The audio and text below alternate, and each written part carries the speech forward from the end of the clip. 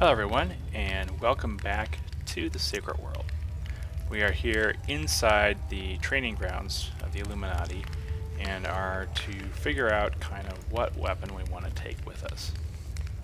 So let's get started, as this video will cover weaponry and skills and decks and kind of give you an idea of how character progression works in this game. So we're coming over here, and there are three main melee weapons in the game. You have blades, fist weapons, and hammers. So we'll start with a blade. It says, wielded in styles and techniques from across the ages, blades are melee weapons strong in both attack and defense. Tier 1, pick up a practice sword and begin your training. So we're going to go over here and we're going to grab a sword. We're going to go into our inventory here. I'm going to move our shortcut bar down here, because we'll use that later. And we're just going to right click on each of them right now to equip the equipment. And it's given us two skills. It's given us Delicate Strike, which builds one resource for each equipped weapon, a single target attack that deals 71 physical damage. And Balanced Blade, which is a PB AoE, or a point blank area of effect. Affects up to 5 enemies in a 5-meter radius around you. So basically a point blank area of effect means that the area starts at my feet and it goes out in however many feet from there. In this case, 5 meters. So this is a point blank area of effect attack that deals 88 to 175 physical damage based on the number of resources consumed. Builds 2 blade resources if any of the affected targets are impaired. So there's that trigger I was talking about earlier. So you can tell that blades, at least in this very basic example, will operate off of the idea of a target that's impaired. So something that you might want to look for when building a deck to work with blades, you might want to consider some way to get your target impaired so that you can get this extra effect going on. Now at the moment, neither of our things do impair, so we won't actually see that. But you'll see here, I'll target this combat hologram. We're going to whack at him a little bit. So there's our basic attack. And now if I go in here, and I'm going to go to the center, and I'm going to hit 2, and you can see we hit all 3 of these guys, but it wasn't actually far enough to hit any of the ones here on the outlying areas.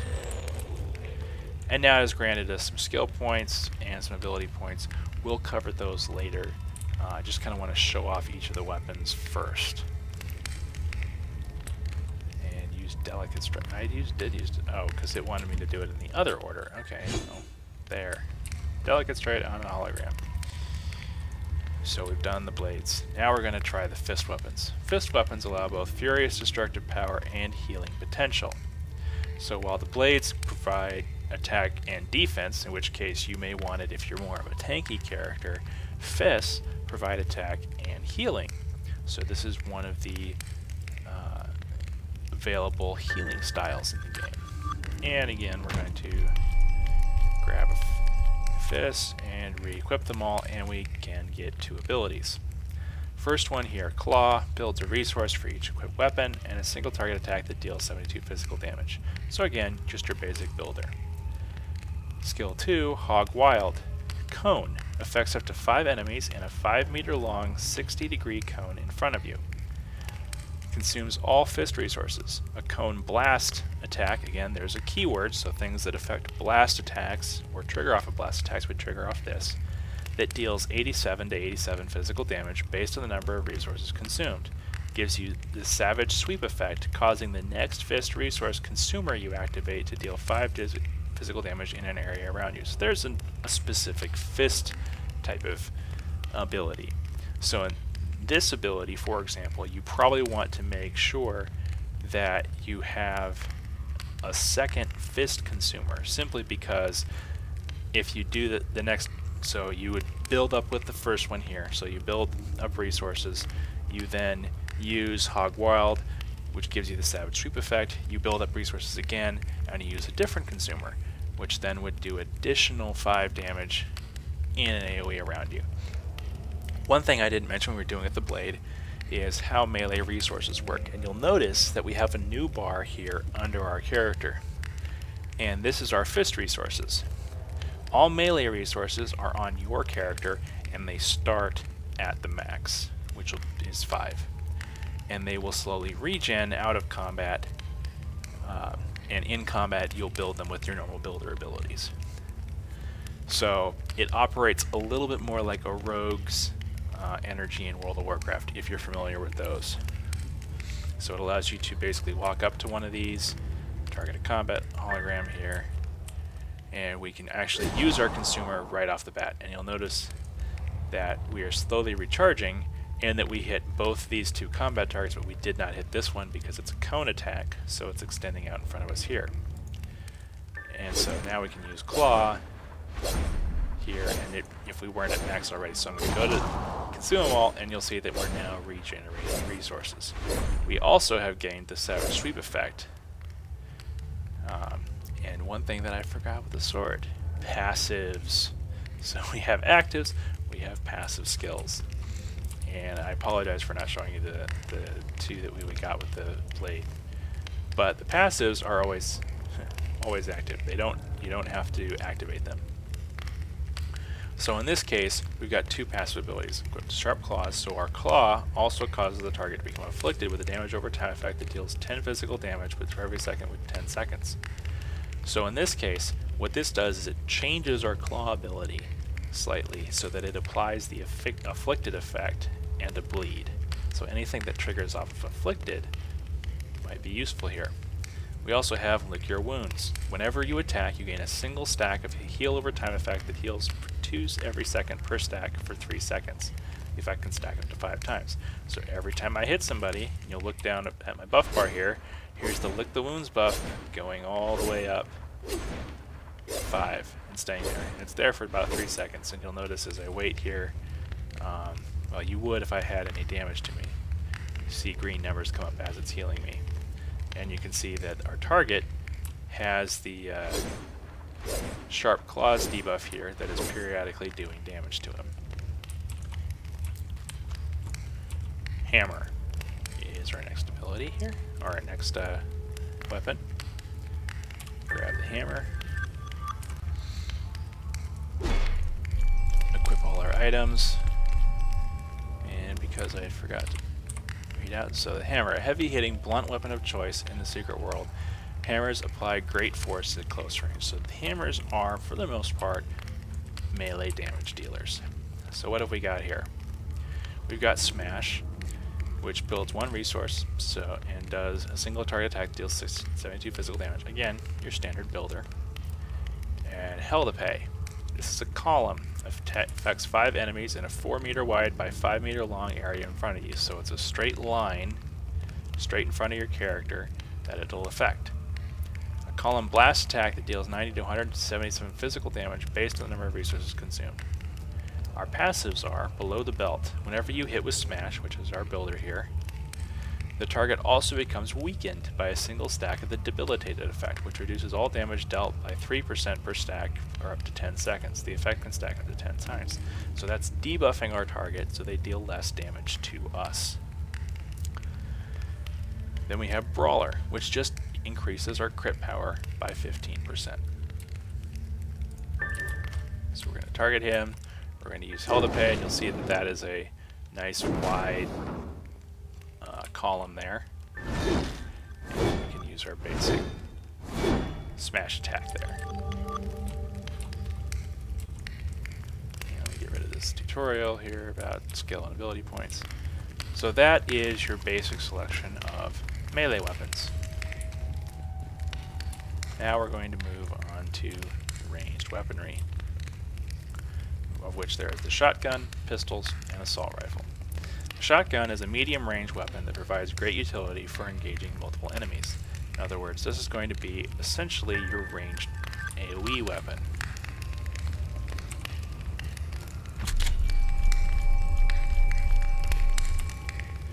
So what do we got here? We've got pump action, which is a cone, affects 5 enemies in a 60-degree 7-meter cone in front of you, builds 1 resource for each equipped weapon, cone attack that deals 48 physical damage. Then we have Out for a Kill, consumes all shotgun resources, a single target attack that deals 134 to 265 physical damage, based on the number of resources consumed. So again, you see that when we build, because it's a ranged weapon, it's going to build resources on our target, and the consumer consumes all resources available. So then we have our passive Sawed Off. Pump action will also cause affected targets to become weakened by a single stack of debilitated effect, which reduces all damage dealt by 3% per stack for 10 seconds. The effect can stack up to 10 times. So it's similar to what the hammer passive did. So every time we shoot them, they will start dealing less and less damage. And because it's specifically talking about a debilitated effect, which means that we probably don't want that particular hammer ability passive and this shotgun passive in the same build, because they would, because they kind of conflict with each other in that you won't get double the effect. Hit and run. Whenever an enemy dies with shotgun resources remaining, an explosion occurs around that enemy, dealing 69 physical damage for up to 5 enemies in a 3-meter radius. So that's kind of a consolation prize for basically killing somebody and not using up all the resources on it. So one thing you'll see is the range on these. They should tell us. I do not see a 5 enemies in a 7-meter cone. So I'm standing here. I am 10 and a half meters from the hologram. I'm not going to. The shotgun is going to be reasonably close range. And for convenience here, they've painted these lines on the floor. So this is roughly the 10-meter line, and this is roughly the 5-meter line. So now you'll notice that I'm hitting everybody in a cone in front of me. And we're building resources on our current target and every other target we've actually hit. So you're starting to see where this comes into play as to why it's nice to build resources on our target. Because the shotgun, with just 5 shots, has applied 5 resources on 4 different targets. So now I can target between them, and there is a cooldown here. But I can basically then use our consumer and deal a much larger percentage of damage to each of our targets without having to rebuild the resources on all of them.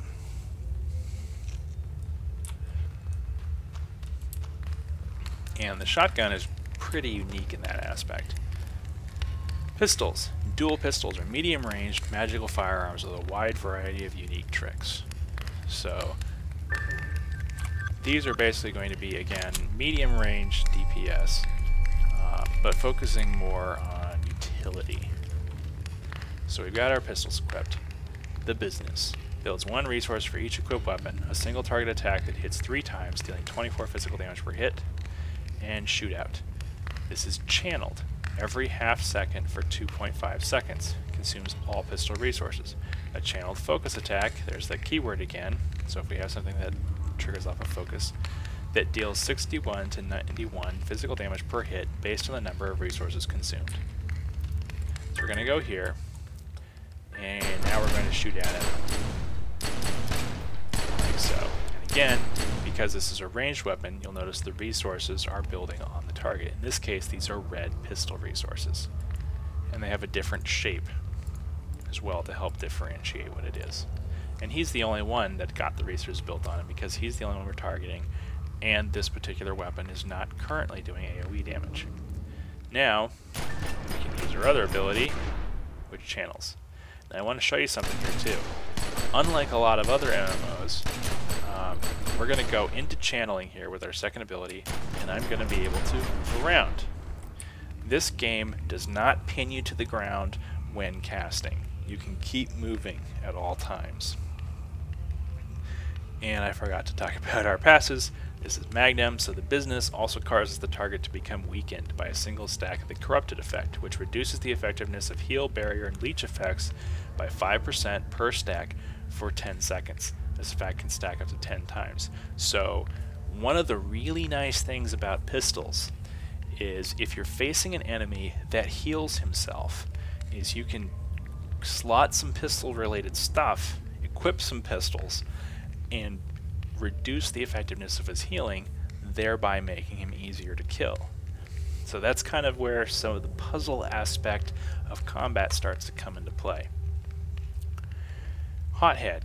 Whenever you apply Hindered, you gain the minor critical chance effect, which increases your critical chance by 10% for 8 seconds. So here's another trigger off of a particular status effect. So if we were to hinder somebody, we then get 10% better chance to critical. And unfortunately at the moment, we don't have anything equipped that actually hinders. So that passive isn't really doing us any good at this moment. But we're going to head back and we're going to move on to the assault rifle. The assault rifle. Assault rifles are high-powered ranged weapons with an occult twist, offering strong support options. This is going to essentially be your ranged healing weapon. And I know it sounds a little weird to say that, but it's very leech-based healing. The fist weapons that we looked at earlier for melee are mostly hot healing, as you kind of saw with that buff that we applied to ourselves that would periodically heal us. Rifles are mostly leech-based, so you target an enemy, you target a friendly, which is, you know, if you notice over here, we have our self-targeted as friendly, and when I target it, you know, I've got an enemy targeted, so enemy target, friendly target. So if I were to shoot the hologram, we then leech and the healing goes to our friendly target, so in this case myself. But you could have a tank whereby you're shooting somebody and your tank is getting healed as a result. So let's look at the abilities that we have. Our first one here is Safety Off. Builds 1 resource for each equipped weapon. A single target burst attack that hits 4 times, dealing 24 physical damage per hit. And then we have Fire at Will. This is a TAOE, or a targeted AOE, which means that we hit it and we're going to get a targeting circle on the ground which we can position with our mouse. And it affects up to 5 enemies in a 5-meter radius around the target. It consumes all assault rifle resources. And it's a targeted AoE frenzy ability that deals 69 physical damage. An additional hit is performed for each assault rifle resource consumed, dealing 22 physical damage per hit. And then we have our passives. Extra Bullet, which Safety Off performs an additional hit, so that's just a flat damage increase there. And Military Code. Whenever an enemy dies with assault rifle resources remaining, you gain a beneficial effect that causes your next assault rifle resource builder to build 1 additional assault rifle resource. So that's pretty nice if you know, to kind of save resources a little bit. Because again, with ranged weapons, you sometimes have a problem with people dying when you have unconsumed resources. So we're going to go here, we're going to shoot him. You'll notice it's a little different, and we have a cast bar this time, and you'll see I can move, and I slow down a little bit while that cast bar is going. And now that he's got some resources on him, again, none of the others because I'm not hitting them. Sorry, that is a targeted AoE. So it AoEs around your target. I'm thinking of a different type of AoE that places my mouse. So we put it on, we hit that, and you notice everybody in his vicinity. Now assault rifles, I want to also point out, are quite long range. So we're out here at 20 meters from the target, and we're still able to hit him. And now we're out of range. So basically, we need, with assault rifles, you need to be within 20 meters. But since an assault rifle is kind of, you know, your ranged healer, you don't necessarily want them to be right in combat. Alright, that is ranged weaponry. It is now off to the final group of weaponry, the magic weaponry. And we have 3 types of magic. We have blood magic, chaos, and elementalism. So blood magic is the realm of sickness and prevention, both ancient and modern, but always hungry. So blood magic is going to be your magic-based healing, and is largely focused on barriers rather than direct healing. It does have direct healing, obviously, because you know you're going to need some direct healing. But for the most part, where it gets a lot of its power is in putting shields around characters that absorbs damage rather than healing it after the fact. Similar to a disciplined priest in World of Warcraft. I know I'm making a lot of comparisons to World of Warcraft, but by that is the most likely thing of people to understand when talking about MMO mechanics. So magic weapons is the first one we've seen. Again, we've got the resources on us, on ourselves, not on our target. However, these resources start at 0. So we can't use a consumer right off the bat like we can with melee. We have to build up our resources first. So what does blood magic got? Well, boiling blood here builds our resources for each equipped weapon, a single target that deals 72 magical damage. And we have blood spike, which consumes 2 blood resources and can be powered by your own health, which is a unique feature of blood magic. So not only, unlike some of the stuff that we saw with the ranged and the melee weaponry, this consumes a specific number of resources. So you do need, in most cases you'd need at least 2 resources, but in the case of blood magic you can fire it off with 1 or no resources, you just take damage to compensate. A single target attack that deals 124 magical damage and also causes the target to become afflicted with a damage over time effect that deals 12 magical damage for every half second for 5 seconds. If the target has the blood spike damage over time effect already, this ability instead deals 272 magical damage. So that might motivate you to make sure that you're firing off blood spike at the same target for or every 5 seconds, or have some way to improve the length of the dot or extend it. So what are our passives? Corrupted blood. Whenever you hit with boiling blood, the target also becomes afflicted with a damage over time effect that deals 3 magical damage every second for 8 seconds. This effect can stack up to 5 times, so it basically adds a dot on top of our existing builder. Unholy Knowledge increases damage dealt by damage over time effects by 10%, so it just makes all our dots even more powerful. So, target 1, and we're going to use our boiling blood ability, and you'll notice that we are building up resources on ourselves. I'm going to build up to 5, and now I'm going to use our blood spike. And you'll notice that it only used 2 resources, so we still have 3 to play with. So there's another one we can pull off, and while I have 1, I can still fire off blood spike, but now I've got this taking periodic damage effect because I did not have enough resources to count for the blood spike. So, because of the fact that this thing only uses 2 of your 5 resources that you build up, and because it deals additional damage, if it has the dot effect here, then your second and potentially third attacks can do a large chunk of damage rather than just applying a dot. And again, you'll notice these are all single target attacks as opposed to some of the AoEs. So now we have our Chaos focus. Chaos is a volatile magic that can turn the fortune of the battlefield and create weapons out of thought. So Chaos is actually kind of a melee magic type of weapon. In fact, the most common attack you'll see with Chaos magic is usually with phantasmal green claws. So again, same magical resource system here. What is our first ability? Hand of Change. Builds a resource for each equipped weapon, a single target attack that deals 72 magical damage. Call for Eris. Consumes all Chaos resources. So this is one that's like some of the melee and the ranged ones that we saw, that it can consume as many resources as you have. And this is a burst attack that deals 103 magical damage. Also performs an additional hit per resource consumed, dealing 32 to 35 magical damage per hit. Damage the additional hit scales beyond the number of resources consumed. So this is just going to be your hit, hit, hit, and big hit.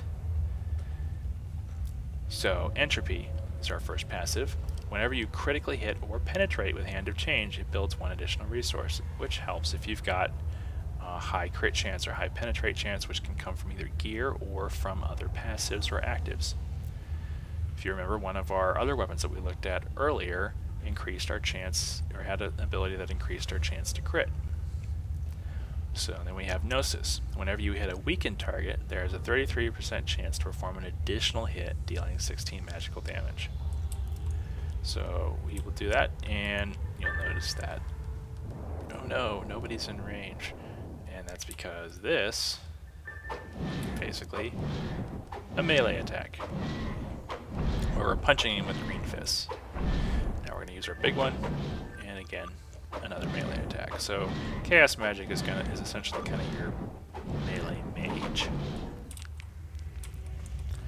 Finally, the last weapon here is elementalism. As much as fringe science is magic, elementalism manipulates and exploits elemental forces to punishing effect. So we're going to grab our elemental, equip the gear that it gives us, and take a look at our skills. Shock. Builds 1 resource for each equipped weapon, a single target attack that deals 72 magical damage. And then Combust. Consumes 2 elemental resources. So again, we're seeing something that doesn't consume all 5 and could potentially chain off itself if you have more than 2 resources. A single target attack that deals 235 magical damage. The elemental resource cost is reduced by 1 when attacking hindered targets. So if you can find some way to hinder your target, the Combust ability becomes 50% cheaper, which would probably drastically increase your DPS. Volatile Current. Whenever you hit with Shock, which is the one we have here, the target also becomes afflicted with a damage over time effect that deals 10 magical damage each second for 10 seconds. It's pretty self-explanatory. A little bit extra damage is a dot. Mind over matter. Whenever you critically hit, the target also becomes afflicted with a damage over time effect that deals 13 magical damage every second for 5 seconds. So again, you might want to start looking for things that improve your critical hit chance if you wanted to use that particular passive. Now, elementalism is your generic ranged magic that you would kind of expect. It does have a little bit more AoE in it, so does Chaos. Blood magic is mostly going to be single target. So you can see we can kind of mix it up. We can build 3 resources, cast a Combust, build another resource, cast another Combust, so on, mixing it up.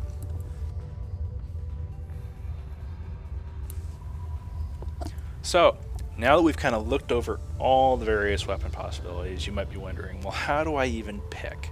And what happens if I pick the wrong weapon, or one that I don't end up liking? Well, good news. You're never locked into a weapon. If you pick up a weapon that you don't like, it's not going to take too much effort to switch it up to a different weapon. Now obviously as you get further in the game, the amount of investment that you have to put in to bring your new weapon up to speed is going to be larger than if you switch early on. But essentially every character can do everything. And you're also thinking, wow, this is a lot of information to remember. I've got to remember what triggers off of what, and I've got to, think about how abilities interact. And, well, fortunately, they've got some easy options that can help you figure out what you might want to do. Before we get into that, I want to briefly show you something in our character screen here. You'll notice that we actually have 2 slots for weapons. And this is important because we actually can have 2 weapons equipped at once. Why is that a good thing, you ask? Well, because some weapons provide certain types of debilitating effects which other weapons can take advantage of, but which the original weapon may not take advantage of. So you'll notice that our actives here at the very bottom of the tooltip says requires an elementalism focus, or requires a shotgun, or requires pistols, or whatever. Active abilities can only be used if you have the associated weapon equipped. So while I may know, a ton of shotgun abilities, for example, I can't use any of the active shotgun abilities if I do not have a shotgun equipped. Now, if you look at the passives, you'll note that the requires X weapon is conspicuously absent, and this is where things are going to get tricky. No matter what weapon you have equipped, you can take a passive from anywhere in your skill tree. So why is this powerful? Well, let's say that you have a weapon that deals afflicted, or that applies the afflicted effect, that you're able to get a consistent afflicted effect on the target. And you really want to pair it up with another weapon that you like, but that weapon triggers off of, say, impaired instead of inflicted. Now, normally those 2 weapons might not go very well together. But if you can find a passive, and I guarantee you there will be one, that goes from afflicted and then can apply the impaired effect if on an afflicted target from one of the weapons that you've got equipped, or a completely different weapon entirely. You can equip that passive, and suddenly the two weapons that wouldn't work well together now work well. So that's kind of one of those more slightly advanced topics that you'll probably want to investigate later on, and as you look into making your own builds. So how do you know what kind of things weapons do? Do you have to page through all the abilities and kind of remember it? Well, no. Welcome to the Council. And I'm going to let this run real quick. And your online guide. Actually, I'm going to pause that so I can restart it here. So we're going right now into the skill menu, and this allows us to look at the various abilities in the game and the various skills and spend points to purchase things and equip them onto our character. You can change your skills anytime you aren't in combat, so you're never locked into a particular skill set. You don't have to go back to town or visit a trainer or any of that stuff. You kill a mob, you're out of combat, you notice the next mob might be more susceptible to a different style of effects, well, switch up your build. It's as easy as that. So now I'm going to let the little tutorial video run, which talks about abilities. Welcome to the Council of Venice Digital Archives, and your online guide to surviving the secret world. The Ability Wheel. This is the Ability Wheel. The Ability Wheel is where you will train new abilities. Abilities are trained using ability points. You get additional ability points by gaining experience. When your experience bar reaches a threshold, you will receive a new ability point. As you train new abilities, you can drag these onto your ability hotbar. There are two types of abilities, actives and passives. Active abilities are triggered using keyboard shortcuts, or by clicking the icons on the ability hotbar. Your passive abilities are automatically activated when equipped. Active abilities are linked to weapons. You must equip the correct weapon in order to use your abilities. You can equip 7 active abilities and 7 passive abilities simultaneously, along with 2 weapons. Keep an eye on your ability point counter. When you have new points available, you can train new abilities and expand your skill set. For more information on the Ability Wheel and abilities in general, please access the Council of Venice archives.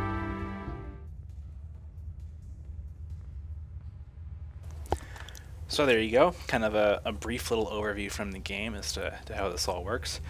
And welcome to the Ability Wheel. You'll notice that with 4 abilities learned, which we kind of got for free from our quest, we have 0.8% of the wheel. There are a lot of abilities. Now, this ability points here is just, you can't, this isn't telling you that 175 is the max you can ever have. This is just telling you how many you can bank before you have to spend some. So, essentially you have the wheel broken up into 3 main areas. So this is all your melee weapons here in the yellow. You have all your magic weapons here in the blue, and your ranged weapons here in red. And then each of those is broken up into the subsection for each of their appropriate weapons. So you'll start on the inner ring, and these abilities are going to, let me go over here to this. These abilities are going to be reasonably cheap. They're going to start out at only costing 1 ability point up to 7 ability points. So once you have the 2 segments for a particular weapon filled up, so you've bought all 7 abilities in each of the 2 slots here, then you unlock the higher cluster, which has the more expensive abilities. Now, before you think one is better than the other, they aren't. The ones down here are more likely to be more generic and more useful in a wider variety of situations, and the ones further in are more likely to be more specialized. But in general, the ones here are not necessarily less powerful than the ones down here. And these will range, as you can see, from 9 ability points all the way up to 50 ability points for, kind of the highest one. And there's, many more available.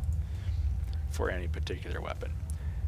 The green here, the miscellaneous, you can purchase and start purchasing at any times, and in general these are going to be role specific. So for example, this particular miscellaneous block has things related to getting people to attack you or increasing your threat. So somebody who wants to be more of a tanking build will probably want to consider an ability or two from this miscellaneous tree. This one up here contains crowd control and one of the really nice abilities called Turn the Tables, which is a self-heal that doesn't depend on your healing power. So this is, to some extent, you might be able to consider this sort of a PvP, but it's really more focused on your survivability. And if you have a slot, you may want to consider, at some point reasonably early in the game, grabbing the Turn the Tables ability, because it's incredibly useful to just kind of have this instant heal that doesn't require you to actually have healing equipment on your person. And then over here we have this other one, which is mostly focused on reducing your hate. So if you're not a tank, if you're a DPS or a healer and you're having problems pulling mobs off the tank, you probably want to focus on getting an ability or two from here. And something they've added relatively recently in one of their patches is you now have the auxiliary wheel. I'm just pointing it out to you so that you know it exists. This stuff is mostly going to be end game.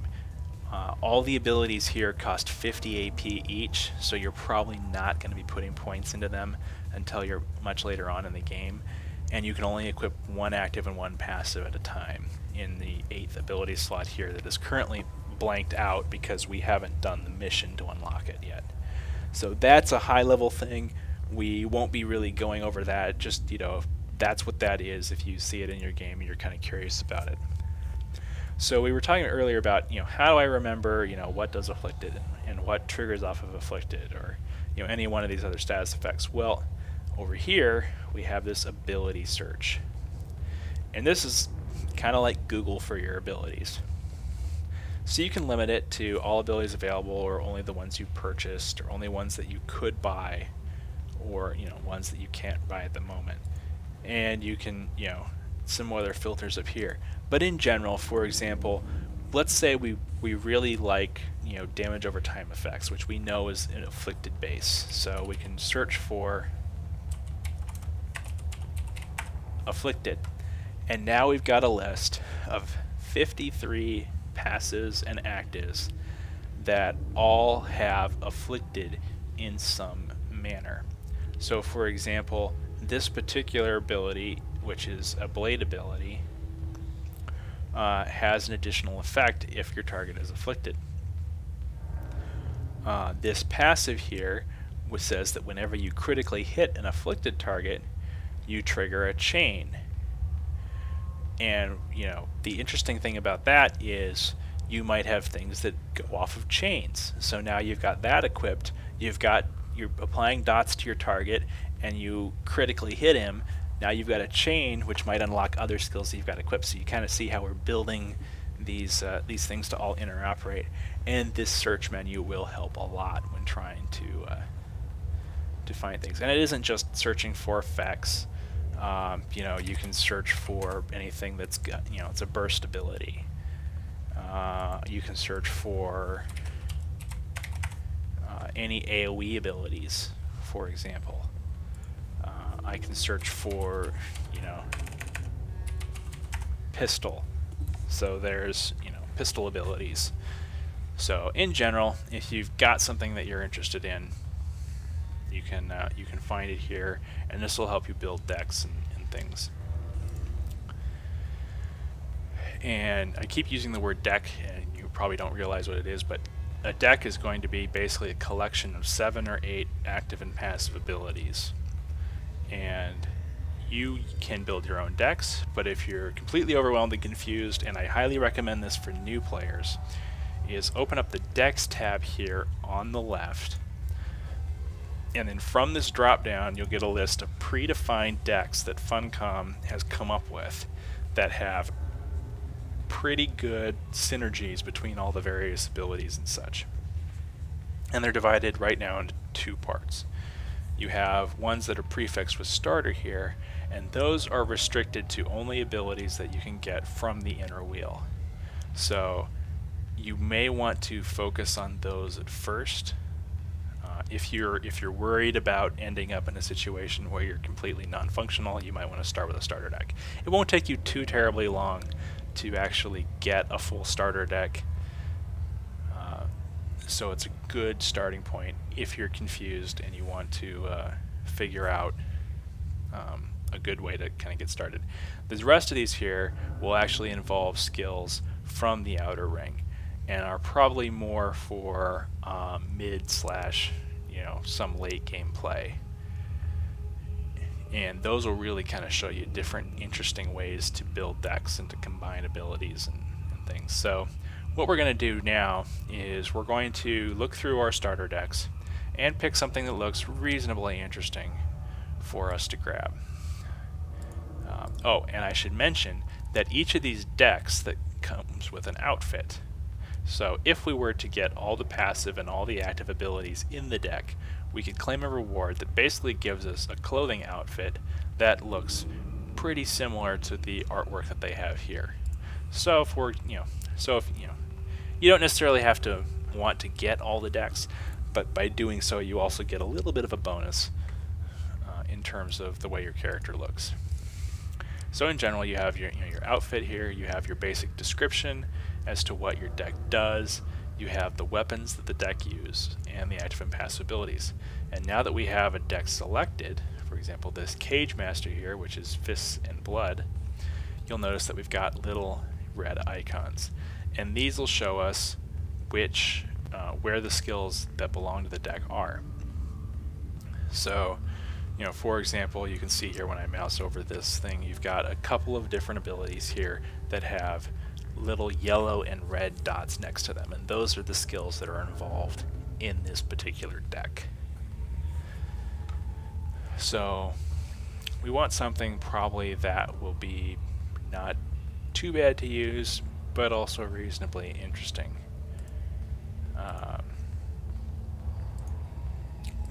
And we may just want to, and of course these outfits look a little bit different depending on whether you've got a male or a female character.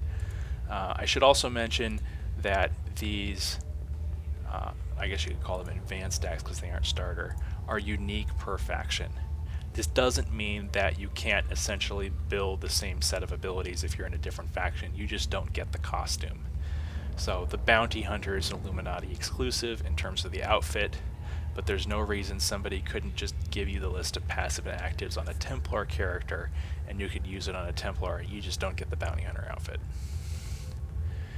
One thing to note is that these decks will not ever include skills outside of the two weapons that they've picked. So they aren't necessarily optimal, but they are going to be good and you are going to be able to complete the game using one of these decks. Although more likely you may need a selection of 2 decks or 3 decks, depending on some of the missions in there might require a more AoE focus versus a more single target focus. Anyway, back to what we were here for in the first place, was looking at what we want for a deck. So that's Fist and Blood, there's Fist and Sword, Assault Rifle and Shotgun, a Shotgun and Chaos, Blood and Elementalism, Pistol and Sword, Elementalism and Pistol, Hammer and Assault Rifle, and Chaos and Fist. And you know what? I'm thinking I might just go off of the what do we think looks good?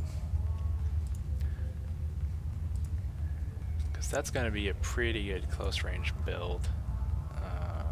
Let's see, I kind of want a mix of things just to kind of show how different things may, or different types of weapons may play well together. Yeah, I think just for ease of use, I'm going to go with the Enforcer because it's a pretty close range deck, so we don't have to worry too much about enemies getting within smacking range of us and, you know, crumpling or being unable to do a good amount of damage. So what this wants is this is going to want a Chaos Focus and a shotgun. So now they told us we can only pick one. You can actually kind of cheese it. You can get a weapon and you can leave and you can come back and get a second one. But I'm not going to do that simply because you don't need to. The very first mission in the game will give you your second weapon. The downside, of course, being that a lot of people don't realize that you want a second weapon and end up taking an upgraded version of their first weapon. So we need a shotgun and a Chaos, and looking at the deck, its, you know, builder seems to be shotgun, so I think I'm going to go out here and I'm going to grab the shotgun from the ranged area. This is the company line. You will use it to maintain contact in the field. Do you understand? That is all. I didn't mean to necessarily return to him, but I'm going to go here, grab the shotgun, grab that, equip all the various items. All these ones surrounded by white here are talismans, which gives us our stats. We'll talk about them in a later video because this one's already going on very long. And we will quickly redo the mission here, which will give us some AP and SP to mess with.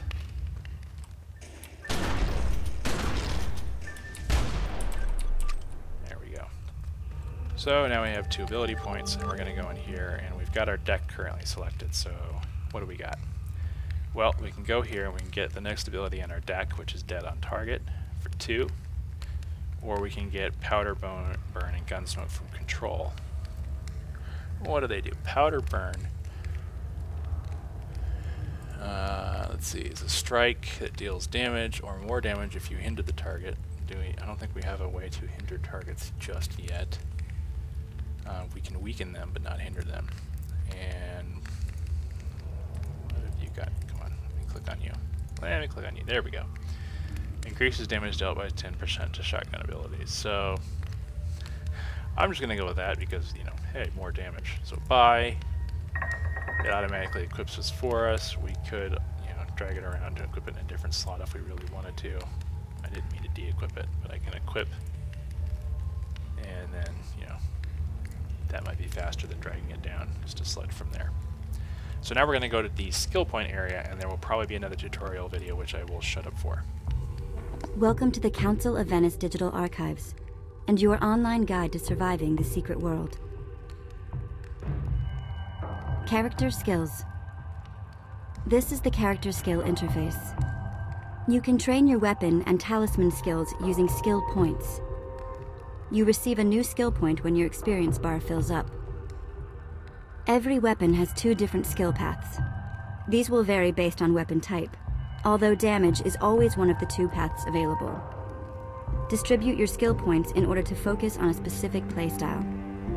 The higher your weapon skill, the higher quality weapons you can equip.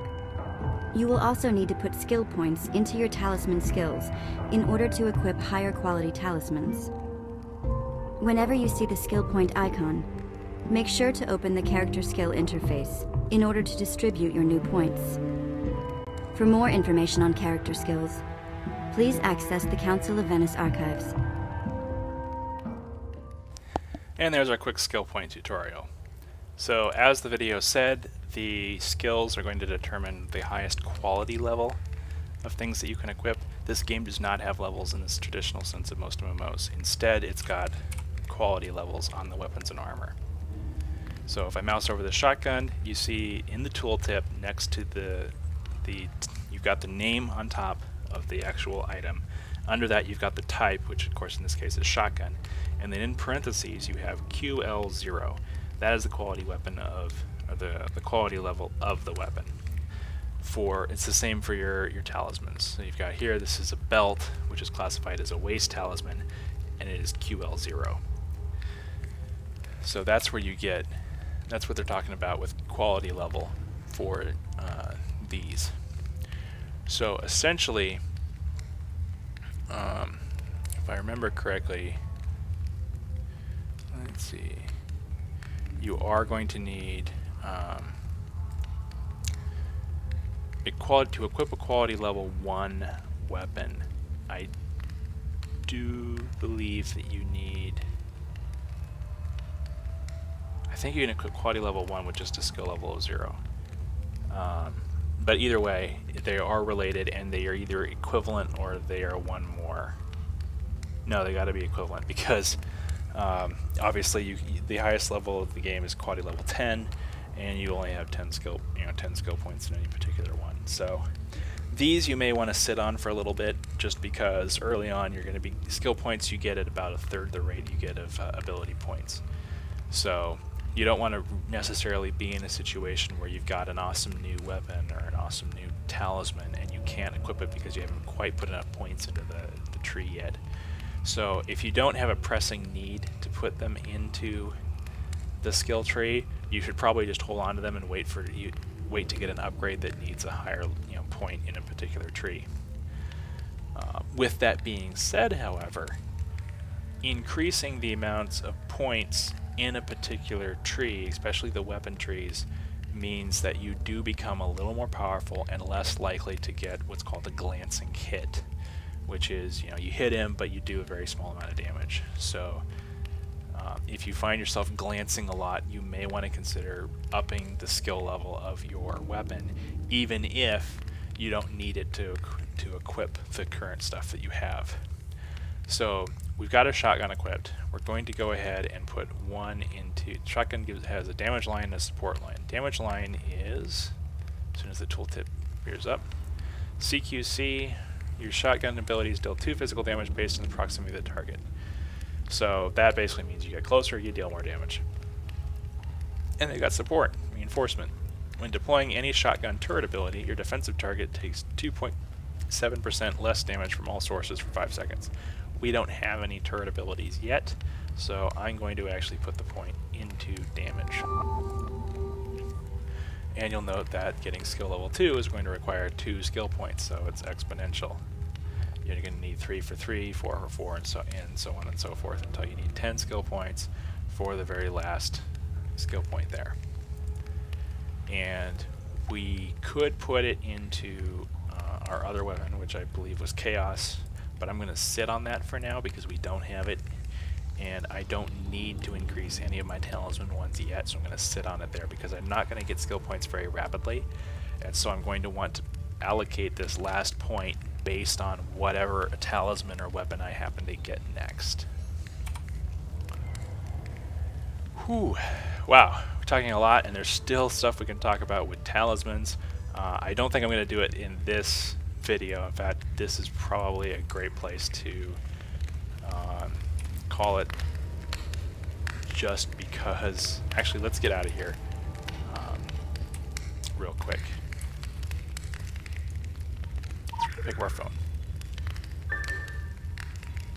So the phone is actually the way that we talk to people back at base and how we turn in quests. So you don't have to go back to your quest giver. You just have to call them on your phone and turn in the quest that way. And we're going to go back to you. Alright, so I will call the end of the video there. Next time, I promise we will have more exploration and questing and combat and not nearly so much of an info dump. I don't expect people to remember all of that. Essentially, the takeaways should basically be that you want to get 2 weapons pretty much as early as possible, and you want to make sure that you're getting skills that complement each other. And in order to find them, you should be getting yourself familiar with the ability search and the decks. And if you're new, I suggest looking through the starter decks for something that looks interesting and following it, and then trying to understand why those abilities work well with each other so that you know how to build. With that said, we're going to call the video there. I hope you've enjoyed. I hope you guys haven't all fallen asleep already, and we will see you next time with some actual gun-toting action.